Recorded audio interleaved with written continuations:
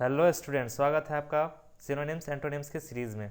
आज हम डिस्कस करने जा रहे हैं इसका पार्ट वन। इस तरह से इसका मैंने बहुत सारा पार्ट्स लेकर आऊँगा, लगभग 10,000 वर्ड कंप्लीट कराऊंगा। तो स्टार्ट करते हैं आज का वर्ड।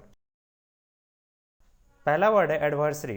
एडवर्सरी का मीनिंग होता है विरोधी। अब इसके बारे में इसका हम जान लेते हैं कि इसका सिनोनिम्स क्या क्या होगा। तो एडवर्सरी का सिनोनिम्स होता है ओपोनेंट, राइवल, इनेमी, फो, नेमेसिस, एंटागोनिस्ट। अब इसके एंटोनिम्स के बारे में भी जान लेते हैं। तो इसके एंटोनिम्स होंगे एक्सेप्टर, हेल्पर, एबेटर, एडजुटेंट, एकम्प्लाइज, एगोनिस्ट्स। दूसरा वर्ड है एडवेंट। एडवेंट का मीनिंग होता है आगमन। आइए अब इसके बारे में जान लेते हैं इसका सिनोनिम्स और एंटोनिम्स क्या क्या होंगे। तो इसके सिनोनिम्स को पहले देखते हैं। तो एडवेंट का सिनोनिम्स होगा arrival, appearance, emergence, surfacing, materialisation. इन सब का मीनिंग आगमन ही होता है। अब इसके एंटोनिम्स को देख लेते हैं। तो आगमन का एंटोनिम होगा डिपार्चर, डिसअपियरेंस। तो ये दो वर्ड है जो इसके क्या हो जाएंगे, एंटोनिम्स हो जाएंगे। और भी बहुत सारे वर्ड हो सकते हैं बट मैंने दो वर्ड ही रखा है। बढ़ते हैं नेक्स्ट वर्ड की तरफ। तीसरा वर्ड है एड्रोएट। एड्रोएट का मीनिंग होता है, हिंदी मीनिंग होता है निपुण। इसके सिनोनिम्स होंगे skilful, adept, dextrous, deft, agile, nimble, handy. इसके एंटोनिम्स को देख लेते हैं।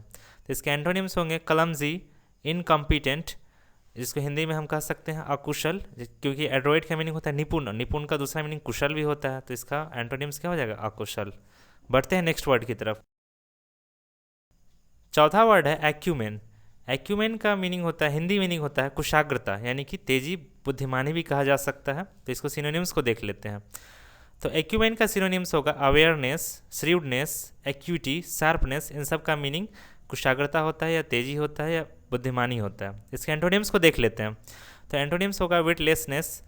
और भी बहुत सारे वर्ड हो सकते हैं जिसको हिंदी में हम कहेंगे बुद्धिहीनता, यानी मूर्खता भी कहा जा सकता है। बढ़ते हैं नेक्स्ट वर्ड की तरफ। पांचवा वर्ड है एक्रीमोनी। एक्रीमोनी का हिंदी मीनिंग होता है कटुता।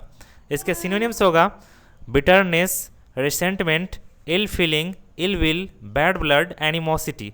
ये सब इसके क्या होंगे, सिनोनिम्स होंगे। तो इसके एंटोनिम्स क्या क्या होंगे। इसके एंटोनिम्स होंगे गुड विल, डिलाइट, स्वीटनेस, यानी कि दया भाव। कटुता का मीनिंग होता है कठोर भाव या निर्दयी, निर्दयीपन होगा। इसका एंटोनिम्स क्या हो जाएगा, दया भाव हो जाएगा। बढ़ते हैं नेक्स्ट वर्ड की। छठा वर्ड है एक्रू।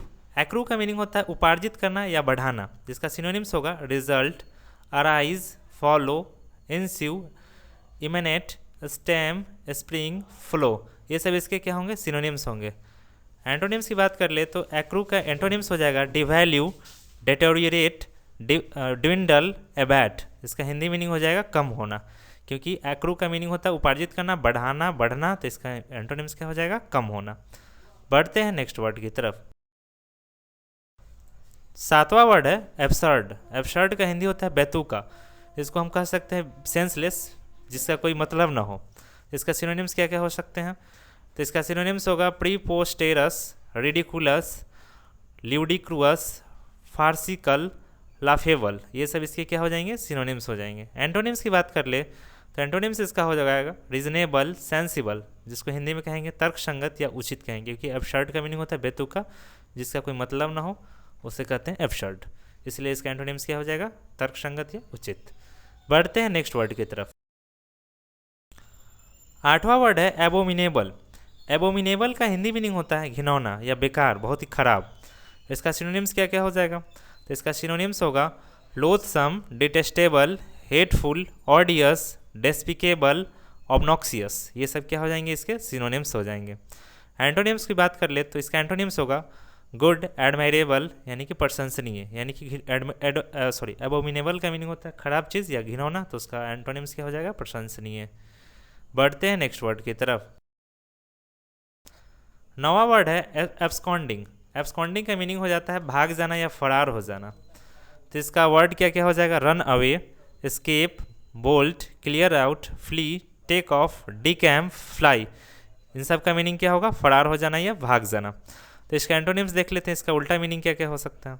तो इसका उल्टा मीनिंग होगा, यानी एंटोनिम्स होगा अपीयर, टेक ऑन, कन्फ्रंट। ये सब क्या हो जाएंगे, एब्सकॉन्डिंग के एंटोनिम्स हो जाएंगे। आज का हमारा 10वां वर्ड है एब्ज्योर। एब्ज्योर का मीनिंग होता है त्यागना। तो इसको सिनोनिम्स को देख लेते हैं।